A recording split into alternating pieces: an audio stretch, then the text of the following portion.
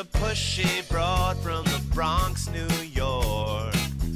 Follow her voice, a straight dog is nice. She's a pushy broad from the Bronx, oh yeah.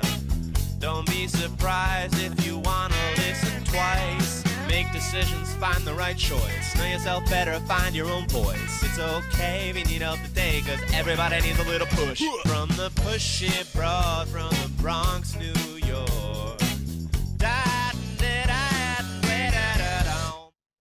Good morning and welcome, Transformation Talk Network listeners. My name is Ellen Stewart, and I am the pushy broad from the Bronx. Welcome to my show, Recovery Recharged, where we share advice and support from experts in addiction and recovery. I've got a really special show for you today because I want to be able to give you some valuable resources, especially around this time, the holiday season. We're going to talk about unveiling the power of sober companions. Many of you know what that is. I work with sober companions all the time as a recovery coach. Many of you don't know, but I brought in an expert to make it easy for us and to help navigate this. In this episode, we're going to delve into the role of a sober companion and why it's so important for people in early recovery.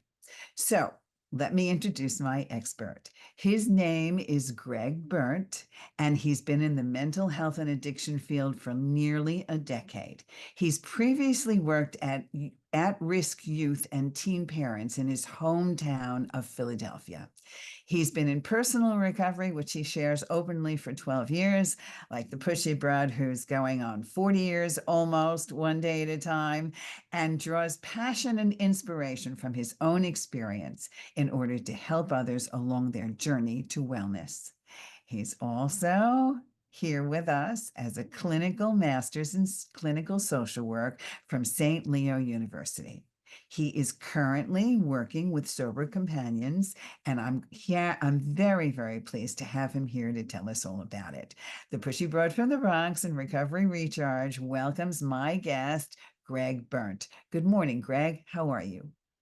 Good morning. Thank you so much for having me on. It's a great honor. And I just want to tell you, I'm obsessed with your theme song. Thank you.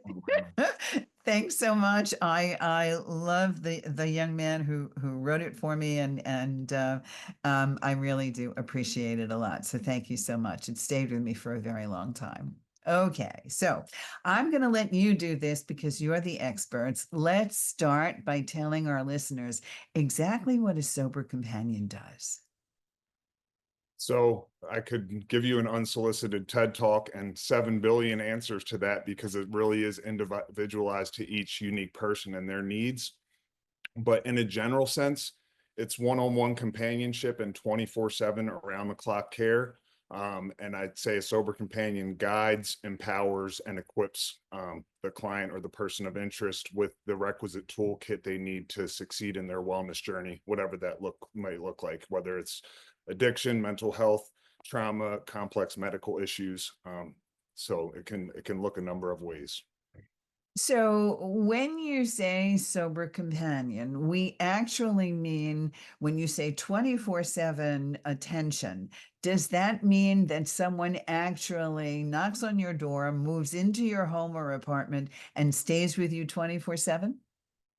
Ideally and typically, yes. We're flexible in some cases. If you have children staying at home and you need the companion to stay in a nearby hotel and check out at 10 p.m., for example, and come back first thing in the morning, we're adaptable, but ideally it's a live-in situation. Might be in a shared Airbnb, it might be in a home.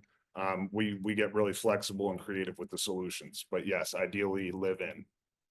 Okay, so that means theoretically out there, listeners, you have a sober companion, you have a sober buddy that stays with you during your waking hours to ensure your sobriety or to ensure, for the most part, good mental health decisions. Is that accurate, Greg? Correct. Yes. Okay, so just give us a little background. How did you get into this? Was this a personal journey for you? It's a very personal journey for me. As you said in my intro, thank you. I've been in the helping profession since I was 14 years old. Eventually, my addiction spiraled out of control, and I was working with at-risk youth, advising them to not do what I was doing right after work in the throes of my own addiction. I moved down to Florida to get sober. Spent a few years in very humbling jobs, I'd say, and eventually found my way back to help others in a different capacity and be able to draw from my own experience in recovery. And I got into the field as a companion myself, so I've done about 8 years of companioning with a vast array of different kinds of clients. That's marvelous. What was that experience like for you as a sober companion? How does that manifest itself? What did you learn? I learned so much. I think why I was able to resonate with clients so much is because all of us get into what I call a stuck spot of sorts. I've termed it toxic familiarity, where we're so used to doing our maladaptive, or we're stuck in our sickness, but it's so cozy and so much better than the daunting prospect of change and the courage that that takes. And having been in my own stuck spot for over a decade, helping people figure out what theirs looks like, and then helping give them a hand out of the quicksand, so to speak. And they got to pull my arm and bring themselves up. But it's really fun to, it's not fun, it's purposeful to help people figure out what exactly their stuck spot is, what's keeping them from growth and wellness and getting better. And I've learned a ton with all the different people that I've worked with. It's really been amazing experience, and it's strengthened my own recovery and growth process significantly. I love that expression, toxic familiarity. That's fantastic. I always refer to it for my clients as being in the cycle of suck. Okay. Right? We just can't get out of it. We're that mouse on the wheel, and no matter what we're doing, whether it's a sobriety issue, whether it is a drug issue, or whether it's a mental health issue, right? I can't stop procrastinating. I can't stop making the same horrendous decisions in my life. Whatever it is, it's that situation where this is what I'm familiar with. This is what my ego is familiar with. So it's going to try to keep me safe, even in my misery. Don't you think? Exactly. That's exactly similar terminology, different terminology for the same exact concept. Okay. I'm going to borrow that toxic familiarity. Okay. So you can borrow cycle of suck. Cycle of suck. Thank you. Okay, right? Okay, so let's get back to sober companions, because that's a very unique thing. And everybody out there should realize that sober companions are different from recovery coaches. As a sober companion, like Greg said, you really almost attach yourself in a healthy way to the person that you are working with, which means you can move in theoretically and figuratively into someone's house and make sure that they're doing the right thing. So tell us a little bit more how sober companions differ from other forms of support, like group therapy or recovery coaching or AA meetings. I've been accused of forcing flimsy analogies, but if you'll indulge me, what I say is, for example, if self-work is like a trade school and you're going to be an electrician, well, you can go to electrician school and learn everything that you need to know. They still don't just send you out to a big commercial property and say, hey, fix all these sockets. Essentially, a sober companion is almost like an apprenticeship in the integration and implementation of the skills that you've acquired in group therapy, residential treatment.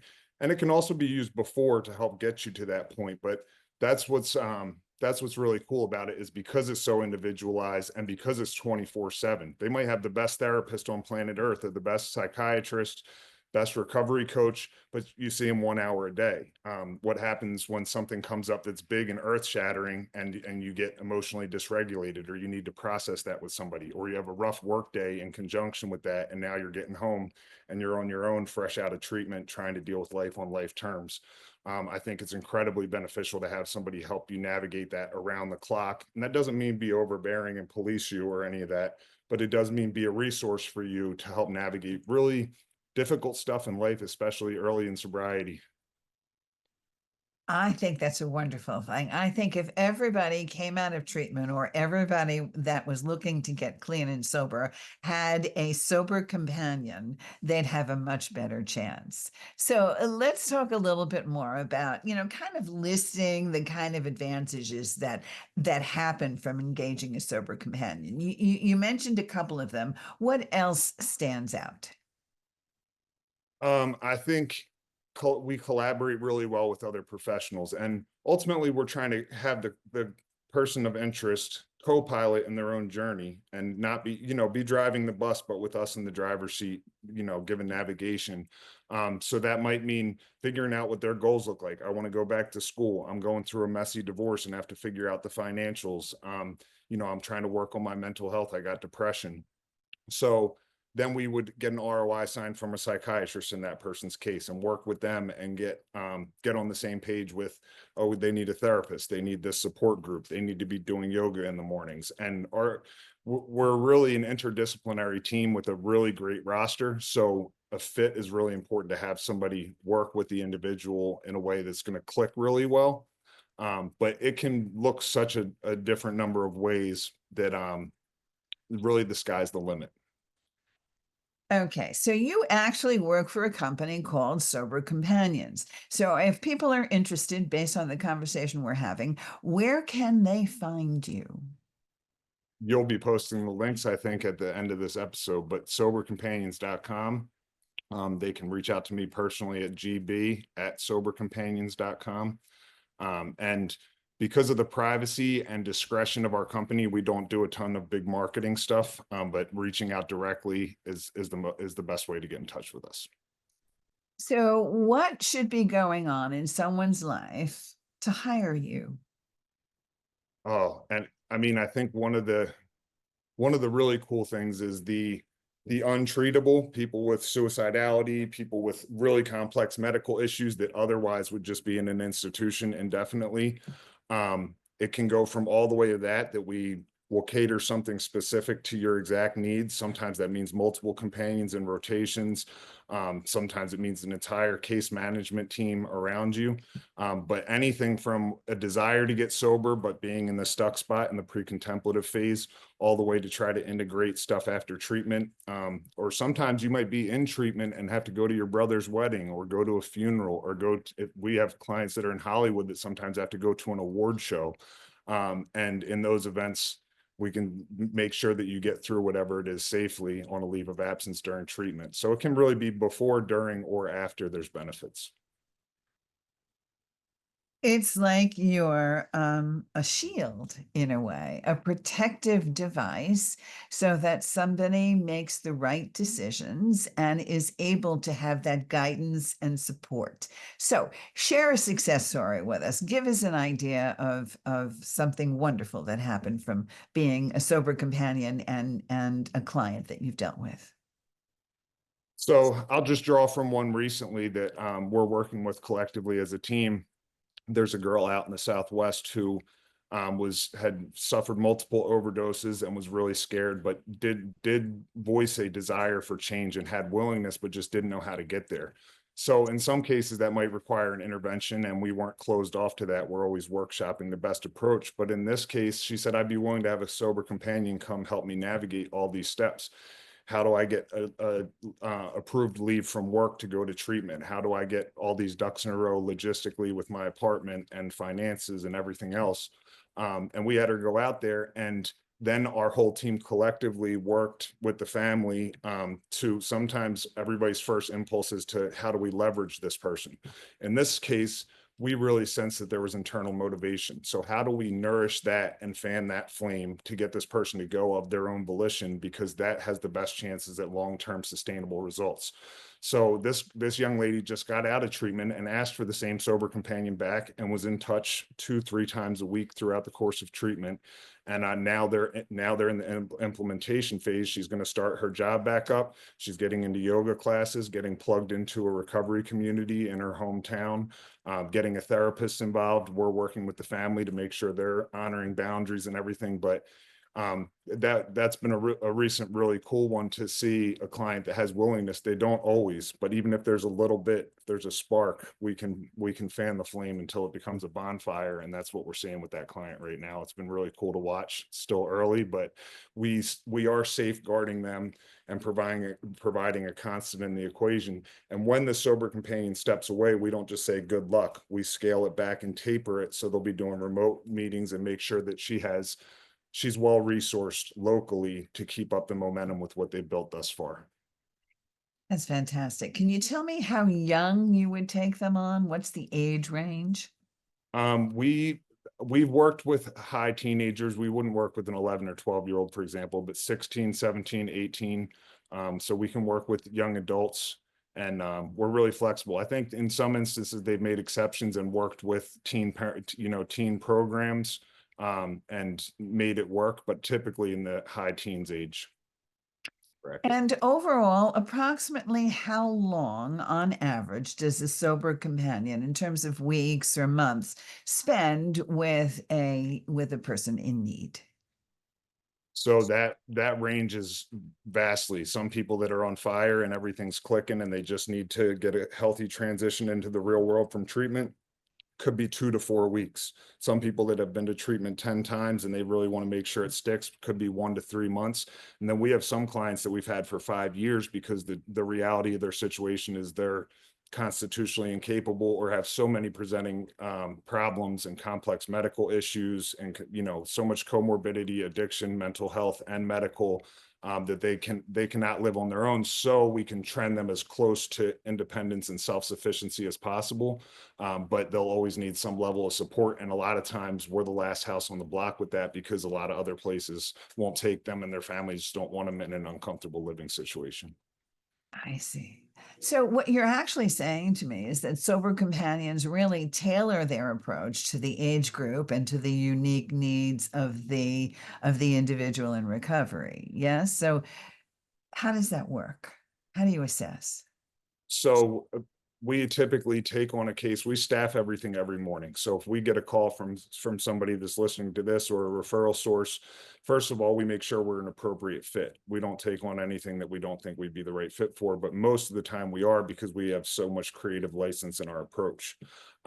But we assess what's going on. We collaborate with other people that usually have more information than us. So we try to get treatment history, talk to their primary therapist when they were in residential, talk to their therapist from home, get a big scope of what's going on from their family's perspective, understanding to take it with a grain of salt, because we know families sometimes have their own biases, with the identified patient, so to speak. So we comb through all of that and say, what would be the best approach? Does this person need A, B, or C? Do they need a companion for 3 months? Are they not ready for a companion? Do they need residential first? And sometimes we refer out and say, this would be a better course of action, and maybe down the road we can be helpful. But we do really intentional and thoughtful consideration in our approach to every client, and take our time assessing stuff, and don't just say, oh, take this person and throw them in, because that's reckless and dangerous in our world. Okay, so there are so many of us in recovery. There are so many of us across the country and across the world in recovery, of which we are a very proud members. So if somebody wants to be a professional sober companion, what kind of qualifications or training do you think they should have, or gear up for it? And in addition to that, tell us what's so rewarding about the job on top of that. So to start off, I'd say that it depends on what the companion will be a fit for. So if we have somebody with complex medical issues, then ideally somebody who has a nursing background or has some medical experience, to make sure that they can navigate what's going on with the client. If it's somebody in sobriety, not always, but oftentimes we get somebody in recovery themselves. They do go through, there's not a sober companion training, but we all go through a sober coaching training with CCAR, to make sure that we understand the basics of sober coaching, with the understanding that it's 24 hours around the clock. A lot of people have degrees of different things that are, adjacent to the recovery industry or directly involved with mental health, social work. And then ultimately, that's the beauty of having such, I think the power of our team and having clinical oversight. We're not clinical, but I'm a clinician, and having our team behind each person gives them a lot of support so that they're not out on an island, unequipped, getting out of their depth, if that makes sense. Okay, so if somebody wants to be a sober companion, where do they look? Who do they talk to? They can talk to me, or they can actually sign up right on our website, and we'll reach out to them. And we'd love to, if they're a good fit, we'd love to onboard them and put them to work. Okay, so you're doing sober companionship across the United States. Are you going internationally as well? Yes. Yep. We can go anywhere in the world. I have a client in Thailand right now. We work closely in the UK and Europe, but we have most of our team has passports and can be sent wherever the situation requires us. That's fantastic. So I know everybody out there is wondering because certainly having a personal sober companion can help in so many different ways around the world. Without getting too specific, tell us a little bit about how the financial cost compares to other treatment options and whether or not this is covered by insurance. That's one thing that really bums me out a bit, is that it's not covered by insurance. And I'd say that the cost is tantamount to what decent residential treatment would cost out of pocket.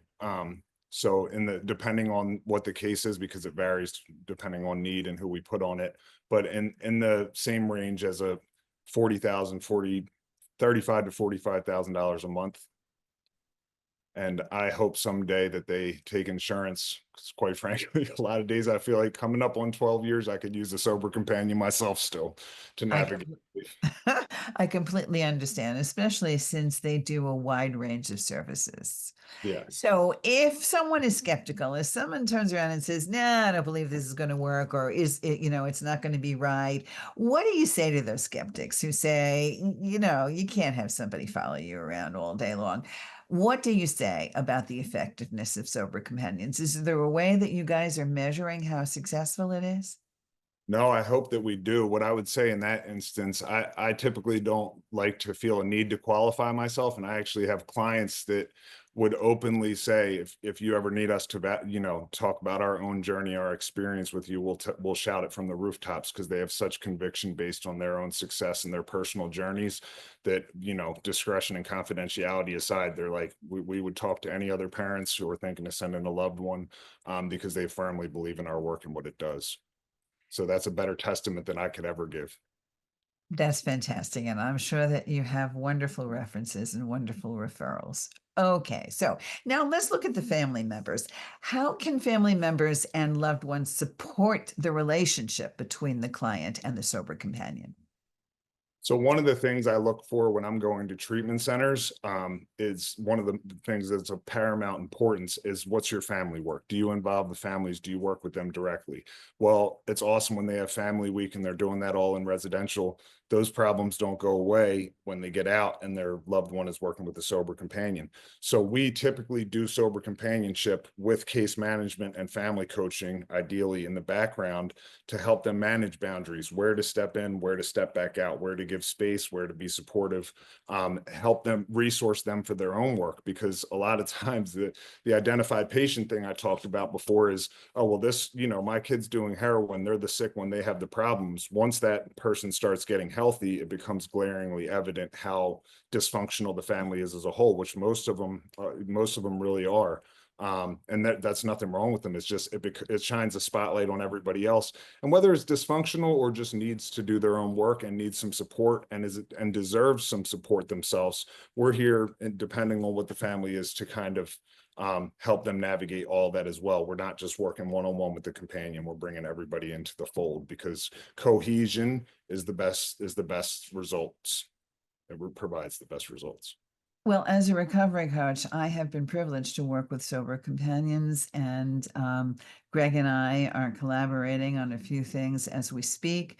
I highly recommend sobercompanions.com and also the whole idea of sober companions. So we have just about a minute left. I want you to share with us a little bit about the rewarding aspect of being a sober companion and the impact that it's made on the community, and then tell people where to find you. So it's beyond rewarding. And some days any helping profession feels like raking leaves on a windy day. It can feel exhausting, and that's the fact, because it's a heavy job. But when you see the lights come on in somebody's eyes and them start to live their life to its fullest, there's really no feeling like that. And those success stories, and even just progress isn't linear, but even seeing somebody have a shift or a big change in one facet of their lives and watch the ripple effect of that is really astounding, and it keeps me inspired and in my purpose and drive to help in this profession. Thank you so much, Greg. I'm so glad you joined us today. Sobercompanions.com, especially this time of year. Go and listen and learn. This is Ellen Stewart, the Pushy Broad from the Bronx. If you need me, you know where to find me at pushybroadfromthebronx.com. Thank you so much, everybody. Thanks for listening. Have a great day. This is Ellen Stewart, the Pushy Broad from the Bronx, saying thanks for listening. And remember, everybody needs a little push. From the pushy broad from the Bronx, New York.